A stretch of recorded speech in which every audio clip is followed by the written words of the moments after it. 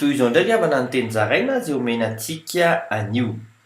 tsy aresanao olon'andriamanitra ny mpanompo sampy Mosesy sy Arona dia irak'Andriamanitra araka ny voasoratra ao amin'ny Exodosy 7:10 amin'ny anaran'i Jesosy hoe ary Mosesy sy Arona nankao amin'ny Farao ka nanao arak'izay nandidiny Jehovah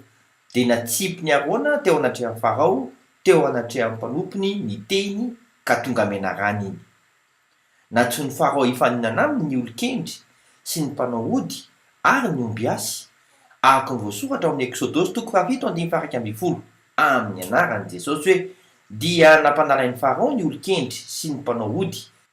ary ireo omby asy tao Egipta ireo dia nanao toy izany tamin'ny fankatoavany fa resy ireo araka ny ao amin'ny Exodosy 7:12 amin'ny anaran'i Jesosy hoe fa samy nanipy ny teny avy izy ireo ka tonga menarana ireny nefa ny tenin'ny Arona ny telona ny teny ireo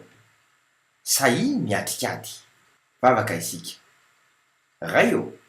omeo hery sy fahasahina izahay olonao anaiko irakao andrafa sy andresy ny asany maizina amin'ny anaran'i Jesosy Kristy velona avy any Nazareta